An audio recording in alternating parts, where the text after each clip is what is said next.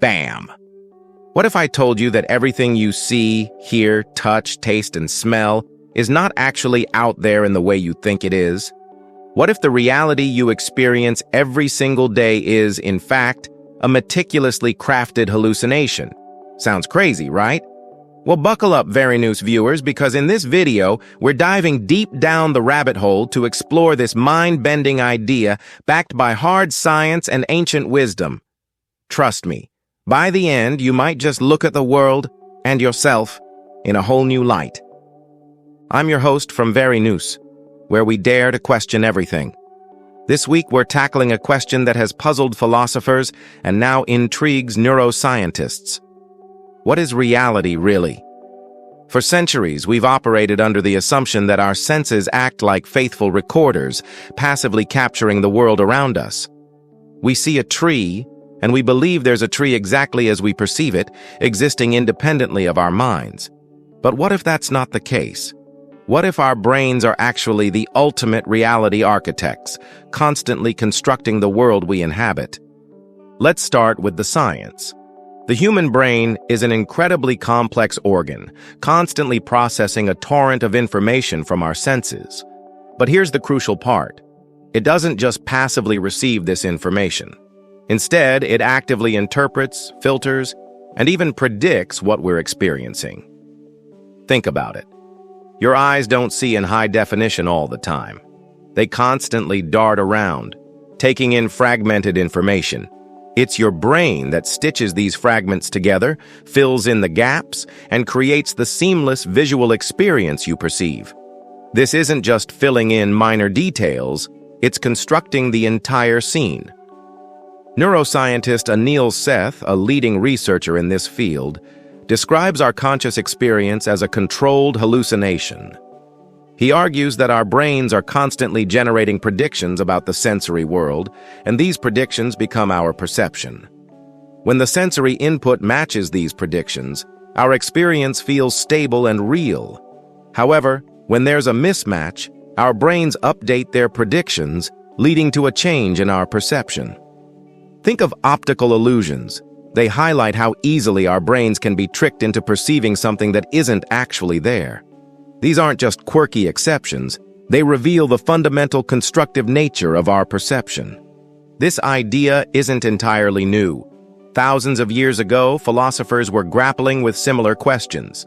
Plato, in his famous Allegory of the cave, described people who have lived their entire lives chained in a cave, facing a wall. They see shadows projected onto the wall and believe these shadows to be reality. When one person escapes and sees the real world outside, they struggle to comprehend it, and those still in the cave may even reject their account. Plato's cave serves as a powerful metaphor for how our limited sensory experiences might be preventing us from grasping a deeper, more fundamental reality. Fast forward centuries, and we find similar concepts in Eastern philosophy. In Buddhism, the concept of Maya describes the world as an illusion, not in the sense of something fake or non-existent, but rather as a constantly changing and ultimately impermanent manifestation. Our attachment to this illusory reality, according to Buddhist teachings, is a source of suffering. By recognizing the constructed nature of our experience, we can begin to detach from rigid perceptions and find a deeper understanding of ourselves and the universe.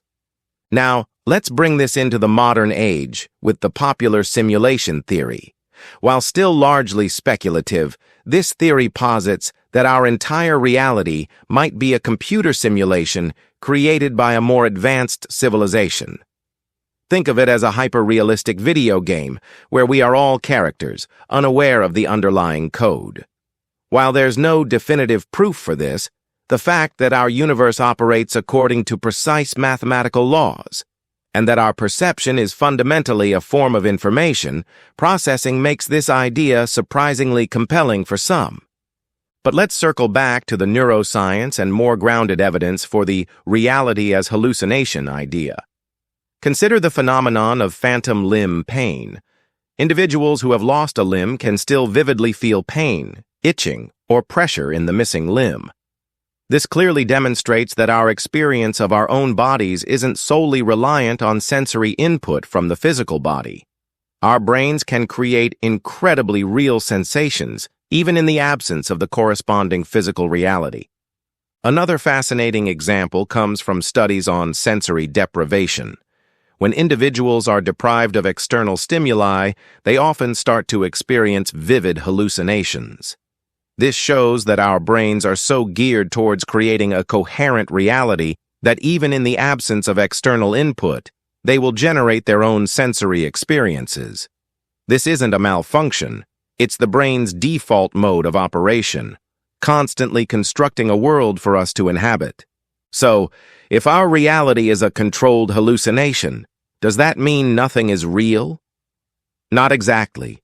It means that our experience of reality is a construction, an interpretation of sensory information filtered through our individual biases, past experiences, and expectations. The underlying physical world might exist, but our perception of it is a highly subjective and active process. Think of it like this. We all live in our own unique mental movies, constantly being written and directed by our brains. While these movies are based on some shared sensory input, the final cut is entirely our own. Now, here's the crucial part. This realization isn't something to be feared. It's actually incredibly empowering. If our reality is a hallucination, that means, to some extent, we have the power to influence it. By understanding how our brains construct our perceptions, we can become more aware of our biases and challenge limiting beliefs. We can learn to focus our attention, manage our emotions, and even potentially alter our experience of the world in positive ways. Practices like mindfulness and meditation, for example, can be seen as tools for becoming more aware of the ongoing construction of our reality. Moreover, recognizing the illusory nature of reality can foster greater empathy and understanding for others. If everyone is living in their own unique mental movie, then their perspectives, even when different from our own, are valid within their own constructed reality. This can lead to more compassionate communication and a greater appreciation for the diversity of human experience. The realization that we are all, in a sense, co-creating our shared experience can be a powerful motivator for positive change and collaboration. So, the next time you look at a tree, feel the warmth of the sun, or hear the laughter of a friend, remember that you are experiencing a controlled hallucination, a magnificent, intricate, and ultimately personal construction created by your amazing brain. And that, VeriNous viewers, is not a limitation, but an incredible opportunity. It means that while we may not be able to change the fundamental nature of reality, we have a significant degree of agency in shaping our experience of it. Embrace this idea, explore your own inner world, and always stay curious. What are your thoughts on this mind-bending concept? Let us know in the comments below. Don't forget to like this video, subscribe to VeriNous for more thought-provoking explorations, and hit that notification bell so you don't miss our next dive into the fascinating world around and within us. Thanks for watching, and we'll see you in the next video.